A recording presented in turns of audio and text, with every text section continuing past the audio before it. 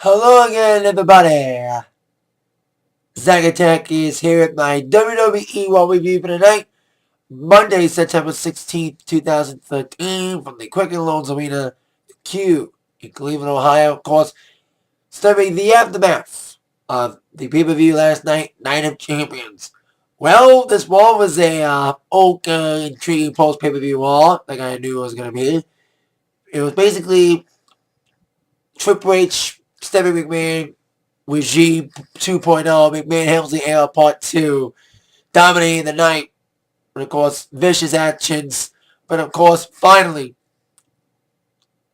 the inmates finally had enough. It had a little bit of rebellion at the end of War tonight, as we would find out.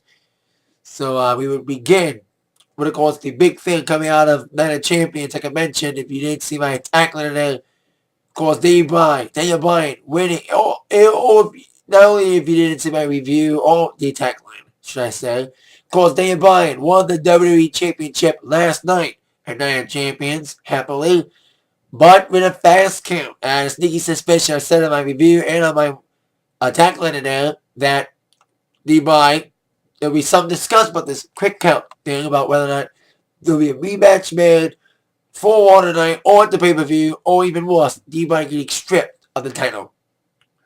Well, D-Bryan came out, title in hand, celebrating with the fans, just saying one thing. Yes, or should I say one word? Yes. Yes. Yes, but the celebration was once again cut short again by the Dick Noser. Triple H. Yeah. Because Triple H said he all wanted to get the elephant in the room bagged in the bud. Nipped in the bud, should I say. Bringing out Scott Armstrong, the referee in question, playing all these clips, comparing his normal pin, 1, 2, 3, not 1, 2, 3 like he did last night, comparing, and, the referee was asked by Triple H, what's up, man? Like, why'd you did this? He's like, it was an honest mistake. It was a mistake. But then Triple H asked him, tell me the truth, Scott. Don't lie to me here. Don't just say, oh, it was a mistake. I didn't know, Then Scott was saying, they got us. Apparently, that was the clue to Triple H that, oh, you and Daniel Bryan have a conspiracy. You are in cahoots. So D-Bryan was stripped of the title by Triple H because of that decision of D-Bryan maybe in cahoots. D-Bryan denied that he and Mr. Armstrong was behind D-Bryan winning. D-Bryan had no knowledge about this, according to D-Bryan. He didn't know why Armstrong did what he did. Basically said that they got us, like signaling that they may be in cahoots, but D-Bryan denied it. And Triple H is like, basically, D-Bryan, you have two choices. It was a night of choices tonight, as you would see later on involving Dusty Rhodes. D-Bryan could either do the easy way or the hard way. The easy way is to give back the title like a man. Or the hard way is Triple H takes the title away from D-Bryan. With D-Bryan hesitating, here comes Randy Orton coming in to try to even up the situation. D-Bryan was denying, he was like refusing to give the title. He was like, no, no, no. Then Randy Orton came in, all KOs D-Bryan. And then Triple H takes the title and D-Bryan laid out by the RKO. The title's vacant, basically. D-Bryan stripped, and D-Bryan, I think we all thought that Randy Orton was going to be handed the title back, but he didn't get the title handed back. Triple H said there may be a rematch down the road. So we'll probably find out sooner or later that there will be a rematch between D-Bryan and Orton for the now vacant WWE Championship. There's no call about it tonight. There was no official decision by Triple H about when the rematch will take place, but we'll hopefully find out sooner or later. And then later on we would see Scott Armstrong get fired because of this. And then Orton, he was angry at Triple H because he was like, why did you hand me the title? Because I think Orton expected Triple H to hand him back the title. But Triple H made a somewhat fair decision by not handing the title back to Orton. Basically, just stripping D-Bryan the title, making the title vacant. Then Stephanie went up to Orton's face and she said, you deserve to lose last night, Orton. Where's the vicious sick Orton? Well, Stephanie brought that sick Orton out, as we would see later on in the evening, as we would find out later on that Miz, Cleveland's own, would wrestle Randy Orton tonight. And also would find out later on that our main event was going to be Daniel Bryan versus Roman Reigns. But now we're on to our first match, which involved a rematch from last night's Night of Champions. It was a non-title match, but still, it was the United States Champion, member of the Shield, another member, Mr. Ambrose, Dean Ambrose, taking on Dolph Ziggler. Now, Ziggler wanted payback for losing to Ambrose last night, and Ziggler's been he's been on a losing streak as of late, but Zigman was trying to get back in the winning ways, coming with his usual aerial show-offy style, but of course, Mr. Ambrose fought tooth and nail, basically, literally nailed, as we would see later on, like, Dean Ambrose was on the top of the rope, and in one movie, he basically scratched his nails against Dolph Ziggler's back. That was kind of a weird move, but still, better than biting, like Brock Lesnar did to see a Punk kind of ripping off Mike Tyson, who was also in WWE for a little bit.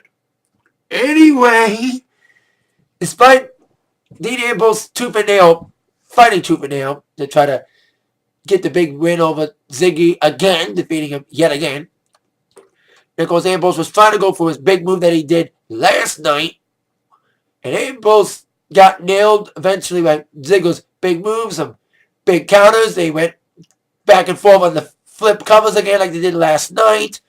And Dolph nailed him with a DDT. I thought the match was pretty good last night and pretty good tonight too.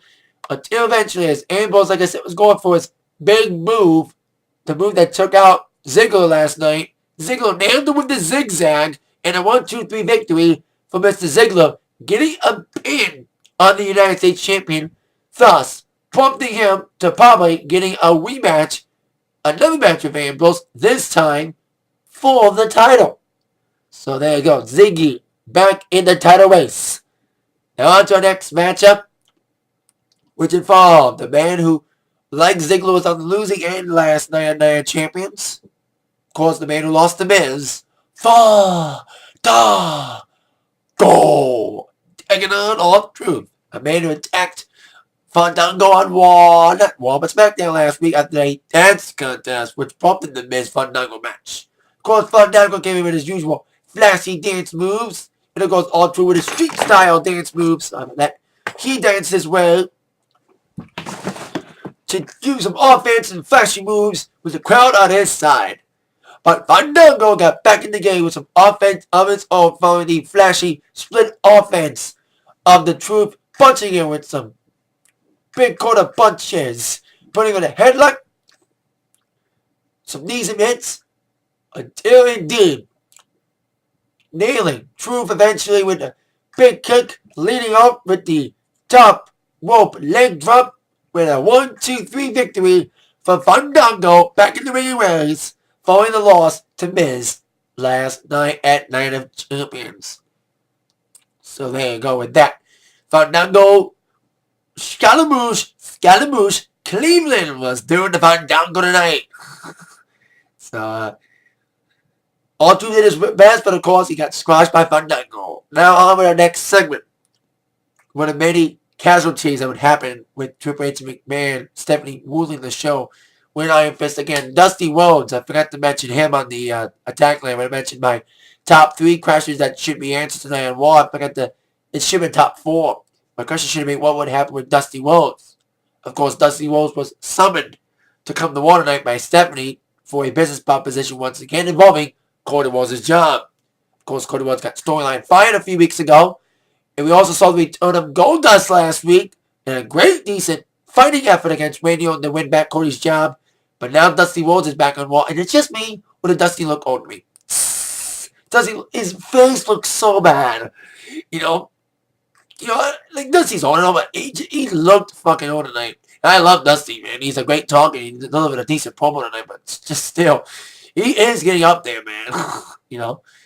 So Dusty Rhodes made a speech about, going through hard times and talking about, his son being fired and about Goldust coming in and trying to save Cody's job. And basically, he's not there to fight. He was there to probably talk to Stephanie as a businessman, not as Dusty Rhodes, the American Dream, as Virgil Wano's his real name, fighting for the job of his son. Well, Stephanie came out and said, fighting for the job of what, son? Like I said, it was a night of choices. D-Boy had a choice of giving away the title the easy way or the hard way. And Dusty Rhodes had a choice by Stephanie. Stephanie's like, okay, Dusty, I want to give one of your sons his job back. And you have the choice. You can choose to bring back Cody or bring back Goldust.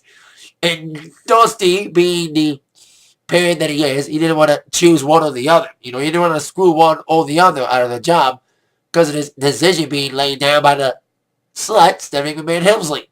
I love the asshole chance. That's me. If you didn't see my one review last week from Toronto, I was loving the fact they changed the asshole again, the Triple H. I still wish they could bring back the slut chance. I know it's TVPG, but come on. If they can do the asshole chance in Toronto, they can bring back the slut chance. Anyway, so Stephanie was like, Dusty was like delaying a decision. He's like, what if you had to choose between one or the other, Stephanie, with your lovely children? If you chose one or the other as your favorite, blah, blah, blah, blah, blah. You didn't want to play favorites here. You didn't want to choose one or the other, like I said. So Stephanie's like, well, if you're not going to make a choice about that, being a bad, like Stephanie, once again, making Dusty feel bad like she's been doing to everybody, especially when Big Show, who would indeed get involved yet again. Apparently, I don't watch SmackDown, so I didn't see that Big Show got suspended without paying, but he was still in the building. And Stephanie said, I'll call you if I need you. When she did, because Dusty's like, didn't make a decision, like I said, so he had another choice. Get beat up by the Shield, who came out, or get knocked out by the Big Show, who was sent out by Stephanie, like I said. And Big Show, once again, who has been embarrassed and mutilated in the storyline with Stephanie and this whole situation, he was like, once again, like trying to resist, and then he basically hugged Dusty. He's like, I'm sorry, Dusty. He basically sacrificed himself to knock out Dusty to avoid a attack by the Shield. So Dusty got knocked out, and he did. Like, Shaw clenched his fist. He's like, I'm sorry. You can see the emotions coming out of him. He punched Dusty, and he hugged him at the same time. He was like, when Dusty went down, Big Show was like hugging him. You're like, let's say this is Dusty, and I'm the Big Show. I'm Big Show. And Dusty went down. So I'm just using an analogy here. So I'm using a prop for this. So I know it's a lame stacks thing, but hey, I'm just using it as an example. Anyway, Dusty got carried out on a stretcher. He won't be the only one, as we would see later on in our podcast tonight. So there you go.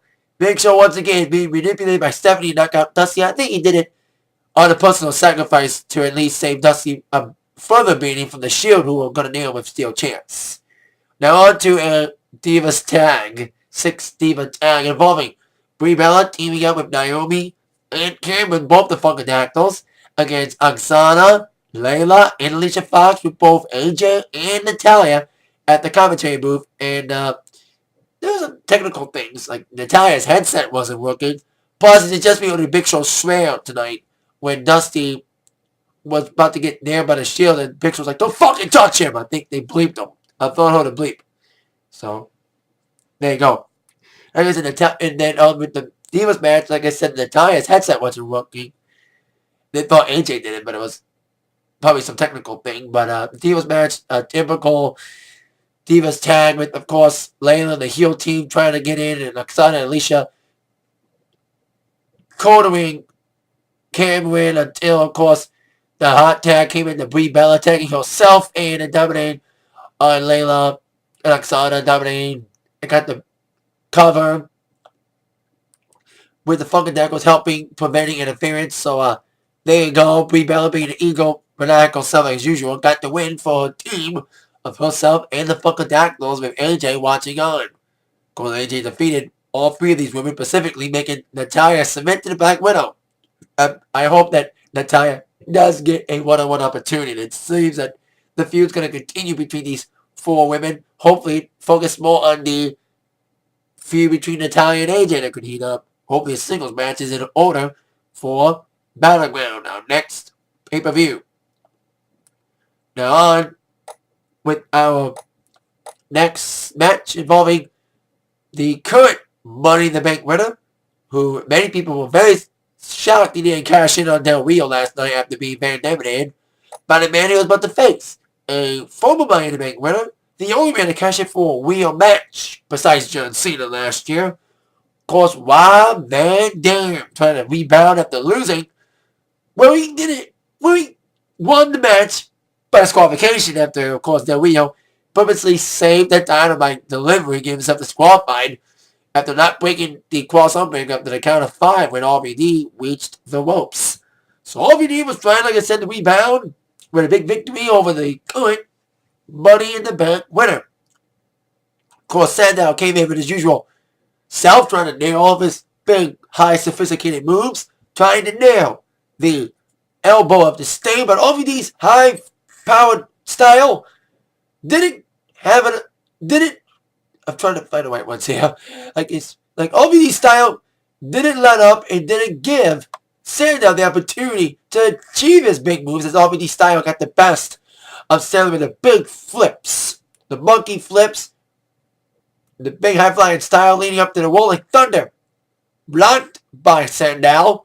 But after another nasty kick by RVD, literally kicking the hell out of Sandow with that big kick, setting up the 5-star frog splash, which was connected, and the 1, 2, 3 victory on Mr. Sandow with RVD getting the victory.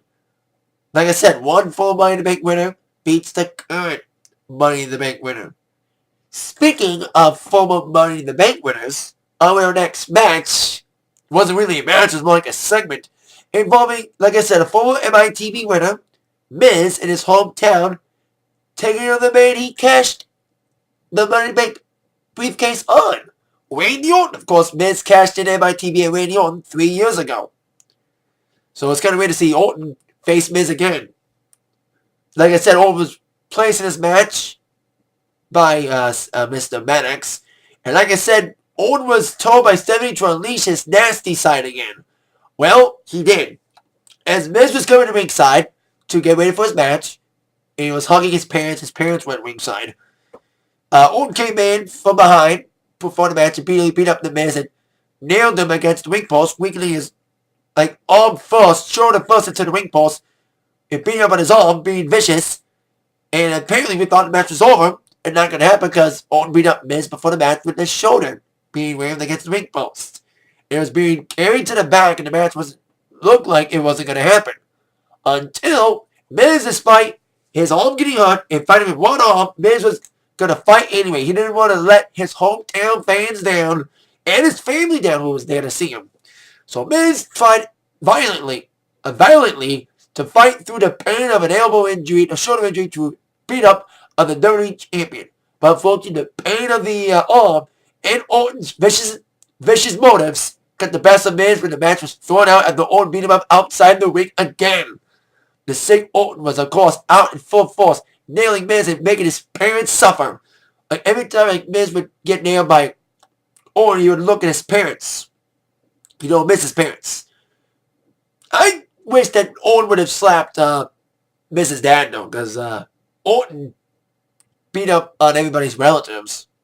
He beat up on Cena's dad before, and I'm surprised he didn't really slap Miz's dad. And you can look at the comparisons of the faces of the dad and the mom. The dad's standing there all stone, man, look in his face.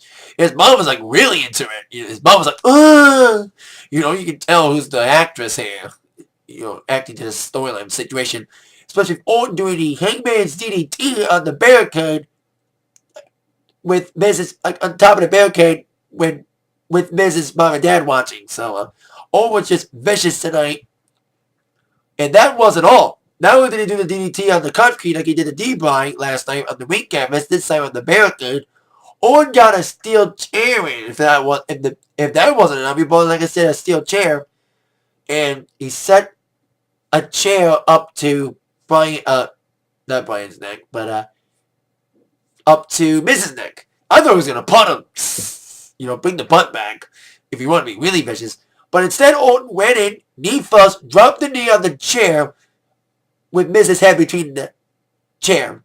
Really, really a vicious move, nailing Miz's head against the chair with the knee. So, like, vicious hit. So, from the reports, it said Miz didn't suffer any broken bones, but he suffered a broken thorax that they said on the broadcast. So, another person in an ambulance thanks to McMahon Helmsley era regime with Dusty Rhodes being carried out by the Big Show, knocking out, basically sacrificing a further attack by the Shield for Dusty. And of course, Miz being carried out after getting his head slammed between a chair by Orton slamming the chair with his knee. So there you go. The vicious sick Orton's back. And this is the Orton we love to hate. The vicious heel, sly, cunning. Although, yes, I hate the fact he's associated with the McMahon Helmsley era, I love the fact he's heel again. And like I said, Stephanie brought out the mean Orton again. The vicious Orton. The legend killer Orton. That's the Orton we need. The legend killer Orton. The Viper. Whatever nickname you want to give him. Whatever nickname of the week. Viper. Apex Predator. Legend killer. That vicious side of Orton's been unleashed again. The voices are really ringing in his head today. So there you go. Orton on a mean streak. Vengeance is on his head on D-Bry.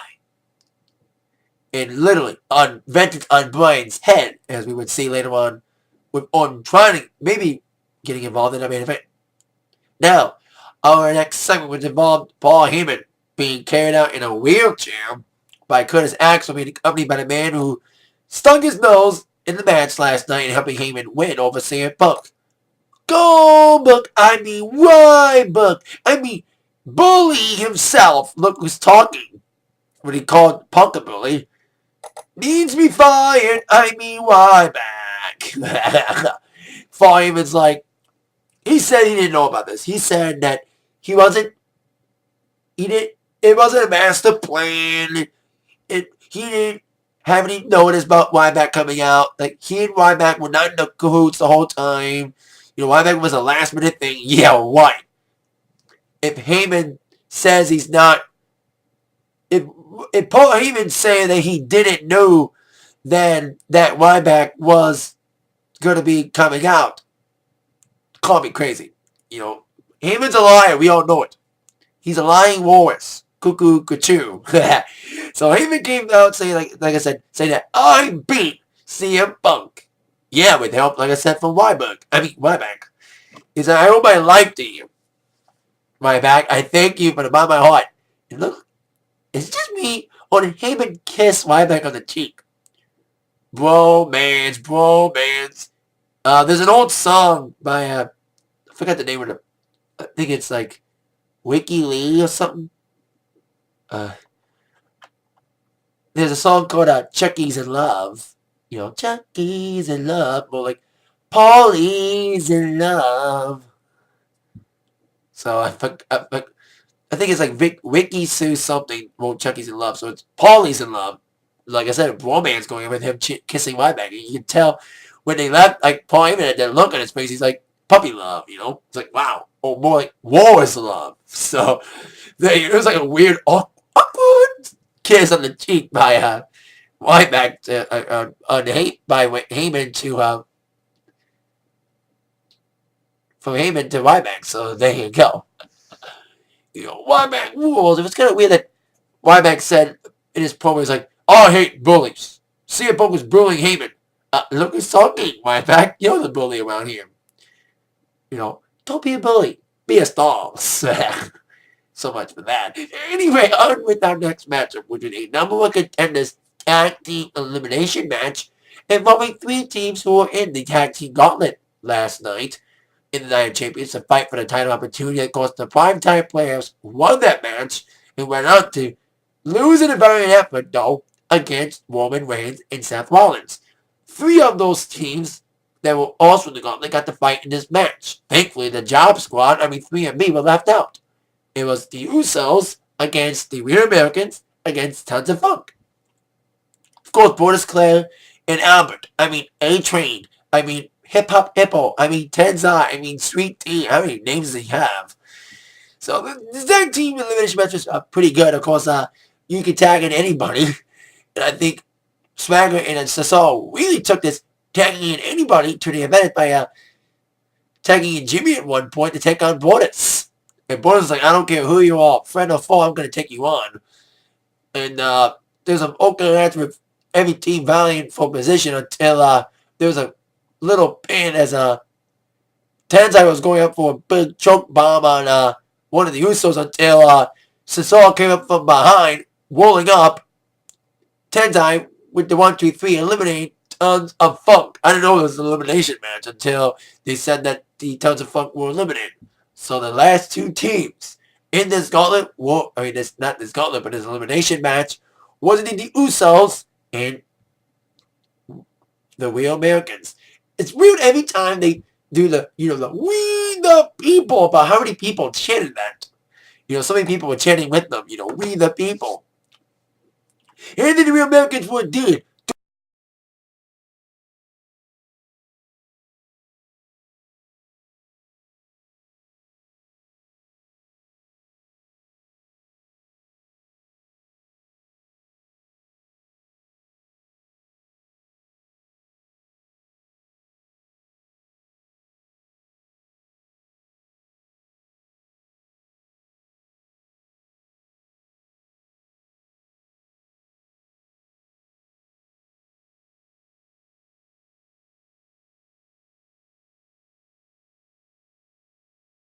doing the usual double team move. No great tag team. I think they should get a tag team shot someday when we have a heel tag team.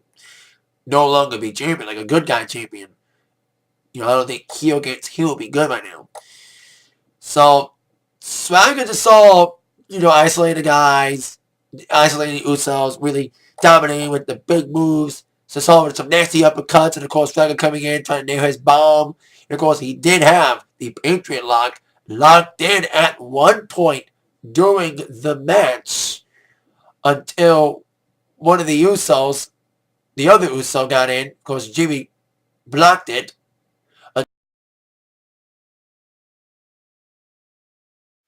So after Jimmy blocked the Patriot Act and got out of it, that's when they did a double splash move, taking out both Cesaro and Swagger outside the ring. And then one of them, Jimmy was going for a big splash, and then Swagger caught him, and then Cesaro was trying to help too. But then Jey Uso tagged himself in without Swagger even knowing it after being taken out by Jimmy. So if Swagger laid out after that distraction, and Jey getting a hot blind tag in, got the big Superfly splash on Swagger and the 1-2-3 victory for the Usos in his elimination #1 contenders match. That means the Usos will get another shot against the Shield for the tag team titles. Of course, they had a shot against them at the Money in the Bank pay-per-view, but failed. But hopefully in the second encounter, they are indeed going to be successful. But I love the part-time players, and I love the Usos too. They can dance like their dad, Rikishi, and also fight like their dad when they get in that ring. So there you go. Usos get the victory and gets another shot down the line against Roman Reigns and Seth Rollins. Speaking of Roman Reigns, on with our main event. Roman Reigns taking on Daniel Bryan. Now, the other members of the Shield we could have predicted would get involved in accompanying Reigns to the ring. Of course, I'm referring to Dean Ambrose and Seth Rollins. But a wild card came in. Randy Orton came in accompanying the Shield to help out and at least watch the match. And of course, D-Bry has proved he is a wrestler's wrestler. Of course, being a wrestler's wrestler means that to really nail down an opponent, you focus on one body part and weaken it and target it. In D-Bry's case, it was Roman's leg. He really weakened that leg and really tweaked it and really focused on it by weakening it with some big leg lock moves to begin the match with D-Bry taking control with targeting and weakening of Roman's knee.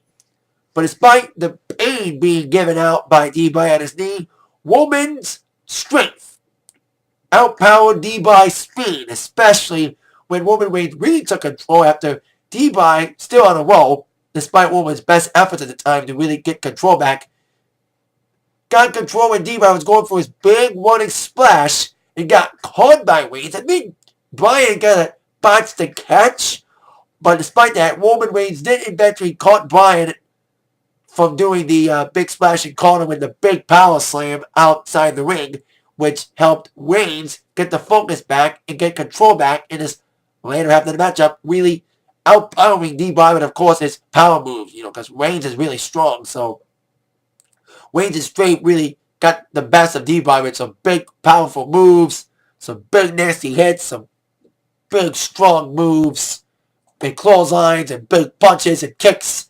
But it was one hit that really woke Bryan up and unleashed the beard. And indeed, D-Bryan came back with his never say die attitude with the big, nasty kicks to the chest. And really back in the game and getting control back in his favor. And then, of course, we could have saw this coming. At least the other members of the Shield try to get themselves involved as D-Bryan was getting back after a big flying missile drop kick from the top. Here comes Rollins and Ambrose. Ambrose got a drop kick by Mr. Bryan. And then Rollins got a big nasty kick, nailing him to the announcer. That was a vicious kick. I think Rollins got his ass kicked big time, especially after what happened after the match. So after the other members of the Shield was taken down by Bryan, he ran into a clothesline by Rollins. His tag team partner Reigns trying to get back control again. But as Reigns was going for a powerbomb, D-Bryan countered it into the yes lock. And as he had that yes lock locked in, I had a sneaky suspicion, because me being a wrestling fan, I have a sense of maybe some things happening. I have a sense of predicting of when some things may happen. Like I said, when D-Bryan had a yes lock locked in, I said, I have a sneaky feeling that Owen was going to come in, break up the yes lock, and cause a disqualification.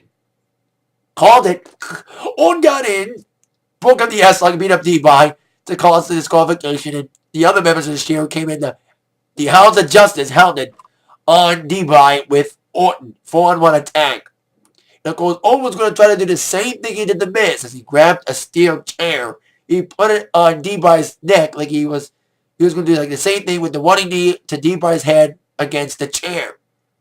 But as Owen was going to do that to D-Bryan like he did to Miz, the locker room, sick and tired of standing idly by and seeing this punishment being shelled out, finally rebelled and came out and attacked the Shield and Orton, who ran out before any further attacks from the locker room. The locker room cleared out. All the faces came out. Most of the faces you saw, RVD come out. Dolph Ziggler came out. Usos came out. Kofi came out. Black Players came out. Zack Ryder came out. Nice to see him there. Random spot, but hey, nice to see Ryder there. Get some shots in on the Shield. And also, we saw Justin Gabriel in. And despite the Shield's best effort to fight off this swarm, like they've been doing, beating up the swarm, of course, all the big moves were delivered. Reigns getting the zigzag, not the zigzag, but the famous by Ziggler, a double kick by the Usos to Ambrose. Then Rollins got a big kick too. Like Rollins got really kicked by D-Bryan and got kicked again by one of the Usos, I think, too. So after that, it was left to Ambrose to get a running knee to the face by D-Bryan in the corner.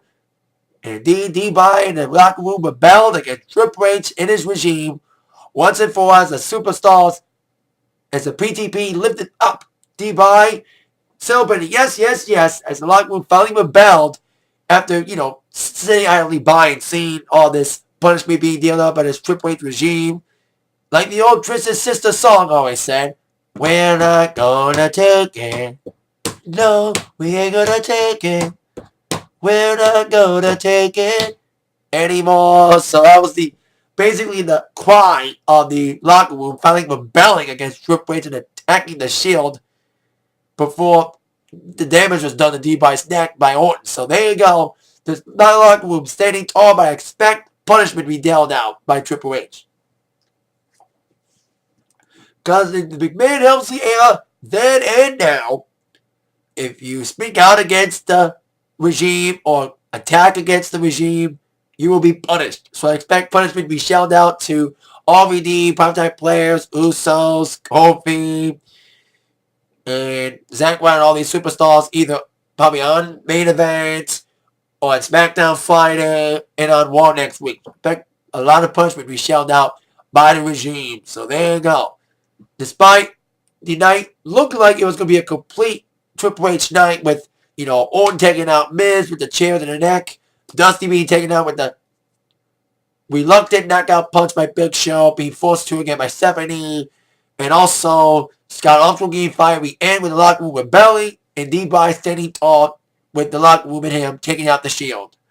That is it for my Raw review for tonight. I will see you all later. With that in mind, you've all been attacked by the review from Zach. Thank you all very much for watching. Have a great rest of your Monday, everybody.